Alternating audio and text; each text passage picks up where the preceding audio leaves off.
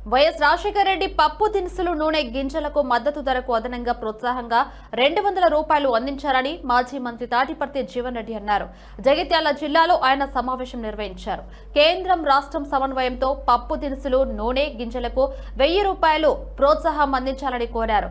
పంటల మార్పిడి, ఆరుతడి పంటల సాగు చేపట్టాలంటే కోతుల బెడత నిర్వహణతో పాటు గిట్టుబాటు కల్పించాలని డిమాండ్ చేశారు. చేపట్టకున్నట్టయితే భవిష్యత్తులో ఏదైతుందో అసలు వ్యవసాయ కనుమరుగే పరిస్థితి కూడా ఎదురైన ఆశ్చర్యం లేదని చెప్పంటున్నాను. నేను కోతుల బెడద నుండి నివారణకు పునరుత్పత్తి కేంద్రాలు, స్టెరిలైజేషన్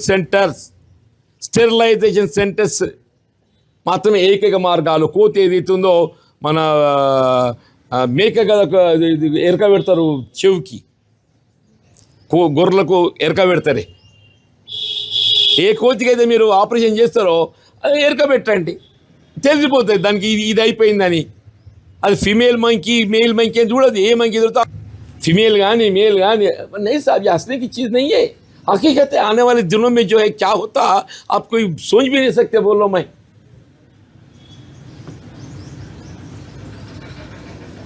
పునరుత్పత్తి కేంద్రాలు మీరు ఇమీడియట్గా తక్షణం ఈ ఆర్థిక సంవత్సరంకి వెళ్ళేదిస్తుందో ప్రతి జిల్లా కేంద్రంలో మీరు ఆరంభింపజేయండి. రేపు రాబోయే బడ్జెట్లో ప్రతి మండల కేంద్రంలో కూడా పెట్టాలి తప్పనిసరిగా. మీరు జీవిత కాలంలో చిరస్థాయిగా నిలిచిపోతారని చెప్పి అంటున్నా. ఒక ప్రభుత్వం చిరస్థాయి నిలిచిపోవాలంటే వాళ్ళు చేసిన కార్యక్రమాలు భవిష్యత్తు ఏదైతే గుర్తు చేసుకుంటారు. అరే పలాని ప్రభుత్వం అక్కడ కేంద్రంలో ఇక్కడ రాష్ట్రంలో ఉండగా ఏదైతుందో మాకు ఇంకో ఈ ప్రమాదంకి వెళ్ళి మమ్మల్ని గట్టెక్కిచ్చింది, ఊహించి మాకు కొంత నివాళులు చూపెట్టి చెప్పనుకుంటారు. నెంబర్ 1 కోతుల పునరుత్పత్తి కేంద్రాలు. నెంబర్ 2 తక్షణం మనకి ఇమీడియట్గా మనం ఏంటంటే ఈ పునరుత్పత్తి కేంద్రాలతోని ఉత్పత్తి నిలిచిపోతుందంటే ఇమీడియట్ దాని రిజల్ట్